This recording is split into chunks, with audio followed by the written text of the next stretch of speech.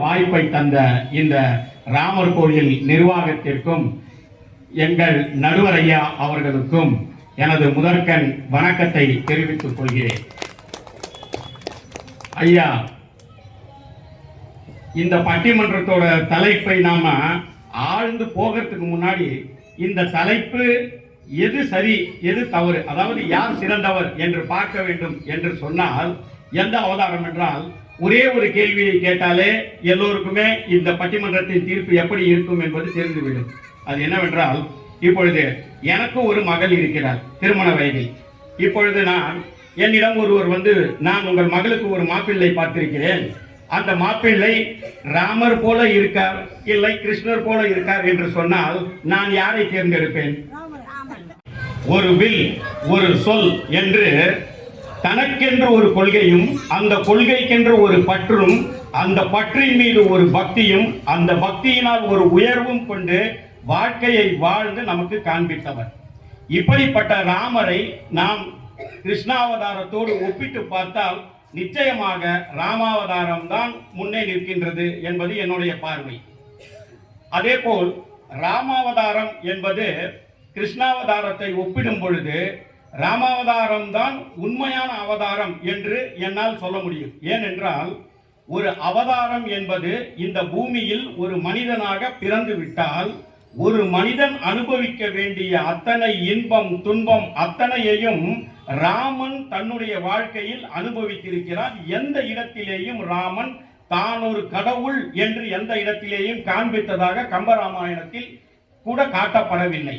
அதற்கு ஒரு உதாரணம் சொல்ல வேண்டும் என்றால், கிருஷ்ணர் 2 இடங்களில் தான் ஒரு கடவுள் என்பதையும் நாராயணனின் அம்சம் என்பதையும் அதனால் அவர் விஸ்வரூப தரிசனத்தை 2 இடத்தில் காண்பிக்கின்றார். ஒன்று அர்ஜுனனுக்கு, ஒன்று கர்ணனுக்கு. ஆக தான் நாராயணனின் மறுவடிவம் என்று இந்த இடத்தில் கிருஷ்ணர் காண்பித்ததால் ஒரு உண்மையான அவதாரமாக மனிதனாய் பிறந்து வாழ்ந்த அவதாரம் என்பது ராமன் மட்டும்தான் என்பதால் ராமன் தான் சிறந்தவர் என்பது ஒரு கருத்து. அடுத்து, ராமன் உண்மையான ஒரு அரசனாகவும் தலைவனாகவும் விளங்கியவர். ஒரு நல்ல அரசன் என்பவன் எப்படி இருப்பான் என்றால், அந்த நாட்டினுடைய மக்கள் இந்த அரசனை பார்த்து நாம் வாழ கற்றுக்கொள்ள வேண்டும் என்று தெரிந்து கொள்ள வேண்டும். ஒரு நல்ல அரசன், ஒரு நல்ல தலைவன், இவர்களுக்கான குணாதிசயங்களில் ராமன் எப்படி கிருஷ்ணரை விட உயர்ந்து நிற்கிறார் என்பதை நான் உங்களுக்கு சில கருத்துக்கள் மூலமாக விளக்க விரும்புகிறேன். முதலாக, அறத்திற்காக போரிட்டது ராமன். ராமனுடைய போரின் நோக்கம் அறம். தன்னுடைய இல்லால் ஒரு பெண்ணை விருப்பமற்ற ஒருவன் கவர்ந்து கொண்டு சென்றால் அவன் அறத்தை மீறிவிட்டான், அவன் அந்த மீறுதலுக்கு தண்டனையை அனுபவிக்க வேண்டும் என்பதனால் ராமன் போரிட்டது. ஆனால் கிருஷ்ணருடைய போர் என்பது ஒரு நிலத்திற்கான போர், ஒரு நாட்டிற்காக ஏற்பட்ட போர். ஆக அறம் என்று பார்த்தால் ராமன் செய்ததுதான் அறம். அதேபோல் ராமன் ராவணன் இருவருக்கும் யுத்தம் நடக்கின்றது. முதல் நாள் யுத்தத்தில் ராவணனை ராமன் வென்று விடுகிறார், ஆனால் கொன்று விடவில்லை. இப்பொழுது ராவணன் நிராயுதபாணியாக நிற்கின்றார். இந்த இடத்தில் பாருங்கள், கம்பன் அழகாக ராவணனுடைய புகழை வர்ணித்திருப்பார். எப்படி என்றால், வாரணம் பொருத மார்பும் வரையறை எடுத்த தோளும் நாரத முனிவருக்கு நயம்பட உரைத்த நாவும் தாரணி மௌலி 10 சங்கரன் கொடுத்த வாளும் வீரமும் களத்தை போட்டு வெறும் கையோடு இலங்கை புக்கான் என்று சொன்னார். ஆக இவ்வளவு சக்தி இருக்கும் ராவணனை ஒரு நிராயுதபாணி ஆக்கிவிட்ட பின்பு ராமன் ராவணனை இன்று போய் நாளை வா என்று சொல்லி அனுப்பிய அந்த அறத்திற்கான நாயகன் ராமன். அதே நீங்கள் கிருஷ்ணனை இந்த இடத்தில் வைத்து பாருங்கள். சல்லியன் தேரில் இருந்து இறங்கிவிட்டான், பள்ளத்தில் சென்று விட்டது என்று. இப்பொழுது கர்ணன் கீழே இறங்கி தோல் கொடுத்து தேரை தூக்கி கொண்டிருக்கிறான். இந்த நேரத்தில் கிருஷ்ணர் சொல்கிறார் அர்ஜுனனிடம், அர்ஜுனா, இதுதான் சரியான தருணம், கர்ணன் மேல் அம்பை விடு என்று சொல்கிறார். அர்ஜுனன் முதலில் மறுக்கிறான். ஆனால் கிருஷ்ணர், இல்லை, இதுதான் சரியான தருணம், இல்லை என்றால் நீ வெல்லப்படுவாய், நான் சொல்கிறேன் என்று சொல்லி கர்ணனை வதைத்து விட்டார்கள். ஆக ராமனின் அறத்தையும் கிருஷ்ணனின் அறத்தையும் நீங்களே ஒப்பிட்டு சொல்லுங்கள் எப்படி நடந்தது என்று. அடுத்து, போரை நிறுத்த வேண்டும் என்றும் சீதையை மீட்க வேண்டும் என்பதுதான் ராமனின் எண்ணம். அதனால் தான் ராமன் முதலில் அனுமனை தூதாக அனுப்பி பார்த்தார், ராவணன் கேட்கவில்லை. இரண்டாவது அங்கதனை தூதாக அனுப்பி பார்த்தார், அப்பொழுதும் ராவணன் கேட்கவில்லை. அதனால் போர் மூண்டது.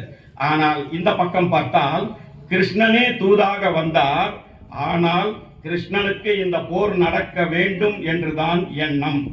இதை எப்படி சொல்கிறேன் என்றால், இந்த போர் முடிந்து விட்டது, பாரத போர். இப்பொழுது காந்தாரி கிருஷ்ணனுக்கு சாபம் கொடுக்கிறாள். என்னவென்று சாபம் கொடுக்கிறார் என்றால், கண்ணா, இந்த போரில் சூழ்ச்சி செய்து இந்த போரை நடத்த வேண்டும் என்று நடத்தி என் வம்சத்தை அழித்தவன் நீ. அதனால் உனக்கு நான் சாபம் கொடுக்கிறேன், உன் யாதவ குலமே அழிந்து போகும் என்று. அந்த சாபம் நிறைவேறியதன் காரணம் என்னவென்றால், காந்தாரி சொன்னதில் உண்மை இருப்பதனால் தான். ஆகவே ராமனுடைய அறமும் கிருஷ்ணருடைய அறமும் வெவ்வேறானது என்பதை இந்த இடத்தில் நாம் தெரிந்து கொள்ள வேண்டும். அடுத்து, உண்மையான தலைவன் என்றால் அது ராமன் தான். ஏனென்றால் கிருஷ்ணர் இங்கு அவரிடம் இருக்கும் பாண்டவர்களையும் சரி மற்றவர்களையும் சரி தான் விளையாடும் ஒரு ஆட்டத்து காய் போலவே நகர்த்துவார். ஆனால் ராமன் அப்படிப்பட்டவன் அல்ல. ராமன் தன்னோடு இருப்பவர்களையும் உயர்த்துவான், அவர்களுக்கு உரிய அங்கீகாரத்தையும் உரிய நேரத்தில் கொடுப்பார். இதற்கு ஒரு உதாரணம் சொல்ல வேண்டும் என்றால், ராவணனின் உண்மையான பலம் என்பது இந்திரசித்தன். அந்த இந்திரசித்தனை அழிப்பதற்காக போர் நடத்த வேண்டும். அப்பொழுது ராமன் நினைத்திருந்தால் தானே போய் இந்திரசித்தனை அழித்திருக்கலாம். ஆனால் அப்படி செய்யவில்லை. லக்ஷ்மணா, நீ சென்று இந்திரசித்தனோடு போர் செய் என்று முதலில் அனுப்புகிறார். இப்பொழுது இந்திரசித்தன் போரின் நடுவே மாயமாகி நிகும்பலையில் போய் ஒரு யாகம் செய்கிறான் பிரம்மனை நோக்கி. எதற்கென்றால், இந்த யாகம் வெற்றி பெற்று அந்த சக்தியை பெற்றுவிட்டால் ராம லக்குவனர்களை அழித்து விடலாம் என்று. அப்பொழுது அப்படி ஒரு யாகம் அங்கு நடக்கின்றது என்று வீடனன் கண்டு வந்து ராமனிடம் சொல்லி இலக்குவனை அழைத்துக் கொண்டு அந்த யாகம் நடக்கும் இடத்திற்கு இலக்குவன், வீடனன், அனுமன் 3 பேரும் செல்கின்றனர். அங்கே போய் போர் செய்கின்றான் இலக்குவன். மிக கடுமையான போர். இலக்குவன் தாக்கப்பட்டான், அனுமன் தாக்கப்பட்டான். இத்தனையும் நடந்து இந்திரசித்தை வென்று விட்டார்கள். இந்திரசித்தின் தலையோடு வருகிறார்கள். வந்து நிற்கும் பொழுது ராமன் இலக்குவனிடம் சொன்ன வார்த்தை என்ன தெரியுமா? ஆடவர் திலகம் நின்னால் அன்று. ஆடவர் திலகம் என்றால் இலக்குவனை சொல்கிறார். சேடனால் அன்று. சேடனன் என்றால் அனுமனை சொல்கிறார். வேறோர் தெய்வத்தால் அன்று. இது வீடனன் தந்த வெற்றி என்று அந்த நேரத்திலும் வீடனனுக்கு உரிய அந்த மரியாதையையும் அந்த உயர்வையும் ராமன் கொடுக்கிறார். இதுதான் உண்மையான தலைமை பண்பு. எப்படி அப்துல் கலாம் ஐயா அவர் பார்க்கும் இடத்தில் ஒரு ராக்கெட் விடும்பொழுது அந்த ராக்கெட் கடலில் விழுந்து விட்டது, எல்லோரும் அவர் ஏச ஆரம்பித்து விட்டார்கள். அப்பொழுது அப்துல் கலாம் சொன்னார், நான் தான் அதற்கு பொறுப்பு என்று. அடுத்த முறை அதை விடும்பொழுது அது அருமையாக சென்று வானில் சென்றது. இப்பொழுது சொன்னார், இது என்னுடைய அனைத்து மக்களினுடைய திறமை என்று சொன்னார். இதுதான் தலைவனுக்கான அழகு. அந்த தலைவனுக்கான அழகு என்பது ராமனிடம் நான் காண்கிறேன் என்பதை நான் இந்த நேரத்தில் சொல்கிறேன். அதுபோல் சாதி மத பேதம் எதுவும் பார்க்காதது ராமன் மட்டும்தான் என்று நான் சொல்கிறேன். ஏனென்றால், 4வரோடு 5வரானோம் என்னும் பொழுது அவர் யாரை சேர்க்கிறார் என்றால், வேடர் குலத்தில் தோன்றிய குகனை. 5வரோடு 6வரானோம் என்று சொல்லும் பொழுது யாரை சேர்க்கிறார் என்றால், வானர வம்சத்தில் பிறந்த சுக்ரீவனை. 6வரோடு 7வரானோம் என்று யாரை சொல்கிறார் என்றால், அரக்கன் குலத்தில் பிறந்த வீடனனை. ஆகவே சாதி மத பேதம் இன்றி உங்கள் அறிவாலும் உங்கள் அறத்தாலும் நீங்கள் சிறந்து நின்றால் நீங்கள் ராமனுக்கு தம்பிகளாகி விடுவீர்கள் என்பதை இந்த நேரத்தில் நீங்கள் தெரிந்து கொள்ளுங்கள்.